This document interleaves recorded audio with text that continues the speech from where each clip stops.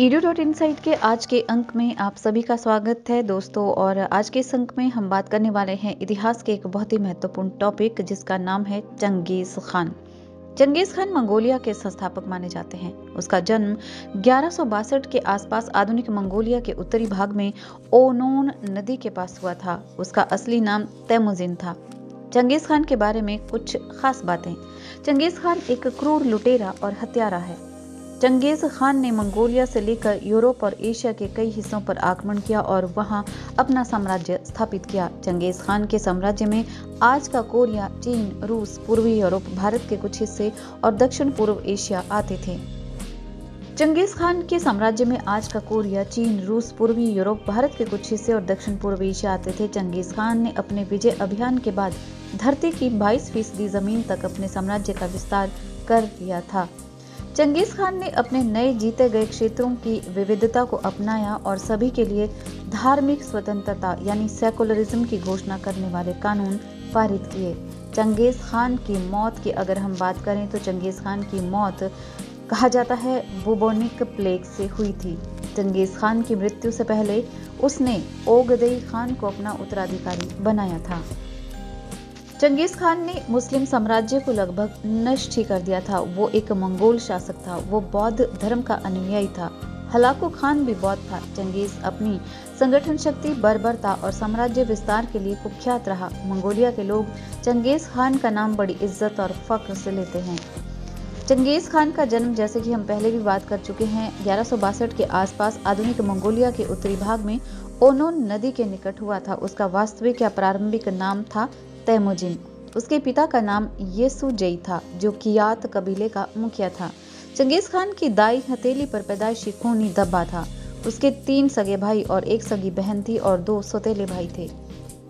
मात्र 12 वर्ष की आयु में चंगेज खान की शादी बोरते के साथ कर दी गई थी, जिसका बाद में अपहरण हो गया था। अपनी पत्नी को छुड़ाने के लिए चंगेज खान को लड़ाइयां लड़नी पड़ी थी। उसके एक खास दोस्त का नाम बोगुरुचु था। उसका सगा भाई जमुका भी उसके साथ ही रहता था। जमुका हालांकि प्रारंभ में उसका मित्र था, बाद में वो शत्रु बन गया था। कबीलों की लड़ाई में उसके पिता की हत्या कर दी गई। बाद में चंगेज खान ने जमुका को हरा दिया और फिर शुरू हुआ उसके द्वारा सभी कबीलों के अपने अधीन करने का अभियान। इसके बाद मंगोलिया से लेकर यूरोप तथा एशिया के कई हिस्सों पर उसने आक्रमण किया और वहां अपना साम्राज्य स्थापित कर लिया। चंगेज खान की मृत्यु से पहले उसने ओगदेई खान को अपना उत्तराधिकारी बनाया और अपने बेटों और पोते के बीच अपने साम्राज्य को खानतों में बांट दिया। पश्चिमी जिया को हराने के बाद 1227 में उसका निधन हो गया। लाइव साइंस की रिपोर्ट के अनुसार चंगेज खान की मौत के बाद उसके पोते बातू खान ने गोल्डन हॉर्ड सल्तनत बनाई थी। वह सल्तनत मंगोल साम्राज्य का ही हिस्सा थी, जिसे किपचक खानत भी कहते थे। खानत एक ऐसे राज्य को कहा जाता है जिस पर किसी खान की उपाधि वाले शासक का राज हो। वर्ष 2003 में एक जेनेटिक अध्ययन में सामने आया था कि पूरे यूरेशियाई लोगों के एक विशेष वर्ग में एक साझा डीएनए पैटर्न है। इस अध्ययन के अनुसार यूरेशिया के 16 समूहों के 8% लोगों में ये पैटर्न पाया जाता है, जिसका अर्थ है कि यूरेशिया में लगभग 1,60,00,000 लोग एक ही डीएनए पैटर्न के हैं, जिसका सीधा सा अर्थ है कि वे किसी एक ही गोत्र का हिस्सा हैं। अध्ययन करने वाले इसकी और गहराई में गए तो पता चला कि ये पैटर्न मंगोलिया के चंगेज खान के डीएनए पैटर्न से मिलता है। इसका अर्थ है कि एक समय चंगेज खान का इतना व्यापक प्रभाव रहा होगा कि वो पूरे यूरेशिया में लोगों के डीएनए पैटर्न को बदलने में सक्षम था। बात करें चंगेज खान की पॉलिटिकल पावर की, तो चंगेज खान ने मंगोल कबीलों को एकजुट किया और एक बड़े इलाके पर शासन किया। उसके राज्य में आज का कोरिया, चीन, रूस, पूर्वी यूरोप, भारत के कुछ हिस्से और दक्षिण पूर्व एशिया आते थे। भारत सहित संपूर्ण एशिया, रशिया और अरब देश चंगेज खान के नाम से ही कांपते थे। चंगेज खान ने अपना अभियान चलाकर ईरान, गजनी सहित पश्चिम भारत के काबुल, कंधार, पेशावर सहित कश्मीर पर भी अधिकार कर लिया था। इस समय चंगेज खान ने सिंधु नदी को पार कर उत्तरी भारत और असम के रास्ते मंगोलिया वापस लौटने की सोची, लेकिन वो ऐसा नहीं कर पाया। इस तरह उत्तर भारत एक संभावित लूटपाट और बीभत्स उत्पात से बच गया। एक नए अनुसंधान के अनुसार इस क्रूर मंगोल योद्धा ने अपने हमलों में इस कदर लूटपाट और खून खराबा किया कि एशिया में चीन, अफगानिस्तान सहित उज्बेकिस्तान, तिब्बत और बर्मा आदि देशों की बहुत बड़ी आबादी का सफाया हो गया था। कहते हैं कि मुसलमानों के लिए तो चंगेज खान और हलाकू खान अल्लाह का कहर था। कहा जाता है कि उसके पास इतना पैसा और जमीन थी कि वो अपने जीवन काल में भी ना तो इसका उपयोग कर पाया और ना ही कभी हिसाब किताब लगा सका। चंगेज खान पर लिखी एक प्रसिद्ध किताब के एक लेखक जैक वेदरफोर्ड का कहना है कि जीवन भर लूट कर सारी दुनिया से पैसा इकट्ठा करने वाला चंगेज खान ने कभी खुद या परिजनों पर खर्च नहीं किया। मरने के बाद भी उसे साधारण तरीके से दफनाया गया था। उधर रूस में वोल्गा नदी के किनारे पुरातत्ववेताओं ने 750 साल पुराने एक शहर के अवशेषों को खोज निकाला है। इस शहर को चंगेज खान के वारिसों ने बसाया था। इन अवशेषों पर 2 ईसाई गिरजाघर भी शामिल हैं, जिनमें से एक में पत्थर और मिट्टी पर बेहतरीन शिल्प और नक्काशी को उकेरा गया है। उकेक नाम के इस शहर को 1227 में चंगेज खान की मौत के कुछ दशकों बाद ही बसाया गया था। वैज्ञानिकों का कहना है कि 13वीं सदी की शुरुआत में चंगेज खान और विशाल मंगोल साम्राज्य के उदय में अच्छे मौसम का योगदान हो सकता है।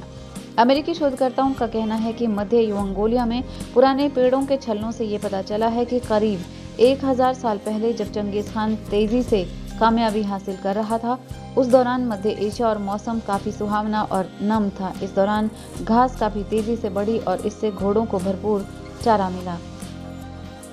मंगोल शासक चंगेज खान का इतिहास का सबसे बड़ा हमलावर था। उसको लेकर एक दिलचस्प बात यह है कि उसके रक्तपात ने वातावरण से 70 करोड़ टन कार्बन हटाने में मदद की। एक नए अनुसंधान के अनुसार क्रूर मंगोल योद्धा ने अपने हमलों में इस कदर खून खराबा किया कि बड़ी आबादी का सफाया ही हो गया और जमीन जंगल में तब्दील हो गई। समझा जाता है कि उसके हमलों में तकरीबन 4 करोड़ लोग मारे गए थे। उसने अपने विजय अभियान के बाद धरती की 22% जमीन तक अपने साम्राज्य का विस्तार किया था। कार्नेगी संस्थान के वैश्विक पारिस्थितिकी विज्ञान ने अनुसंधान में पाया है कि उसके हमलों से खेती वाली जमीन जंगलों में तब्दील हो गई, जिसके पेड़ों ने तकरीबन 70 करोड़ टन कार्बन वातावरण से सोख लिया। ये मात्रा दुनिया में एक साल में इस्तेमाल पेट्रोल से फैलने वाले प्रदूषण के बराबर है।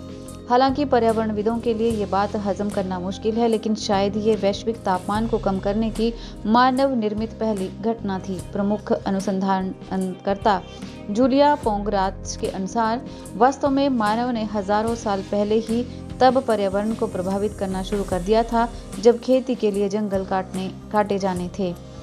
डेली मेल के अनुसार कार्नेगी अध्ययन ने कई ऐतिहासिक घटनाक्रमों पर गौर किया जिसमें बड़ी तादाद में लोग मारे गए थे। इनमें यूरोप में ब्लैक डेथ, चीन में मिंग राजवंश और उत्तरी और दक्षिणी अमेरिका की विजय शामिल है। इन सभी घटनाओं में बड़े पैमाने पर आबादी का सर्वनाश हुआ और जंगलों की वापसी हुई, लेकिन चंगेज खान के समय में ये काम काफी जल्दी हुआ। उसने कई बस्तियों का सफाया कर दिया। मंगोल शासक के समय में वे वनों के फिर बनने के लिए पर्याप्त समय था और उसके कारण काफी मात्रा में कार्बन सोख लिया गया। डेली मेल ने डॉक्टर पोंगराच के हवाले से कहा है कि खान लेकिन विनाशक के रूप में ही याद किया जाएगा, पर्यावरण हितैषी के रूप में नहीं। उसने उम्मीद जताई है कि उनका अध्ययन अन्य इतिहासकारों को पर्यावरण पर पड़ने वाले प्रभाव और अध्ययन के परंपरागत पहलू पर ध्यान केंद्रित करने को प्रोत्साहित करेगा। चंगेज खान तारीख के पन्नों में दर्ज एक ऐसा नाम है जिससे शायद ही कोई नावाकिफ हो। उसके जुल्म और बहादुरी की कहानियां दुनिया भर में मशहूर हैं। उसकी फौजें जिस भी इलाके से गुजरती थी अपने पीछे बर्बादी की दास्तान छोड़ जाती थी। कहने को तो वो मंगोल शासक था, लेकिन उसने अपनी तलवार के बल पर एशिया के बड़े हिस्से पर कब्जा कर लिया था। इतिहास में इतने बड़े हिस्से पर आज तक किसी ने कब्जा नहीं किया। दुनिया भर में जितने भी बड़े महाराजा, सुल्तान या बादशाह रहे, उनके मरने के बाद भी मकबरों की शक्ल में उनके निशान बाकी रहे। ये मकबरे शायद इसलिए बनाए गए क्योंकि वो चाहते थे कि लोग उन्हें हमेशा याद रखें। लेकिन हैरत की बात है कि चंगेज खान ने अपने लिए एक अजीब वसीयत की थी। वो नहीं चाहता था कि उसके मरने के बाद उसका कोई निशान बाकी रहे। लिहाजा उसने अपने साथियों को आदेश दिया कि उसके मरने के बाद उसे किसी गुमनाम जगह पर दफनाया जाए। वसीयत के मुताबिक ऐसा ही किया गया। सैनिकों ने उसे दफनाने के बाद उसकी कब्र पर करीब 1000 घोड़ों को दौड़ाकर जमीन को इस तरह से बराबर कर दिया ताकि कोई निशान बाकी ना रहे। एक दिलचस्प बात यह भी है कि चंगेज खान की कब्र तलाशने में विदेशी लोगों की ही दिलचस्पी थी। मंगोलिया के लोग चंगेज खान की कब्र का पता लगाना नहीं चाहते। इसकी बड़ी वजह एक डर भी है। कहा जाता रहा है कि अगर चंगेज खान की कब्र को खोदा गया तो दुनिया तबाह हो जाएगी। लोग इसकी मिसाल देख भी चुके थे, इसलिए भी उनके दिलों में वहम ने अपनी जगह पुख्ता कर रखी है। कहा जाता है कि 1941 में जब सोवियत संघ में 14वीं सदी के तुर्की मंगोलियाई शासक तैमूरलंग की कब्र को खोदा गया तो नाजी सैनिकों ने सोवियत यूनियन को खदेड़ डाला था। इस तरह सोवियत संघ भी दूसरे विश्व युद्ध में शामिल हो गया था, इसलिए वो नहीं चाहते थे कि चंगेज खान की कब्र को भी खोला जाए। कुछ जानकार इसे चंगेज खान के लिए मंगोलियाई लोगों का एहतराम मानते हैं। उनके मुताबिक चूंकि चंगेज खान खुद नहीं चाहता था कि उसे कोई याद रखे, लिहाजा लोग आज भी उसकी ख्वाहिश का सम्मान कर रहे हैं।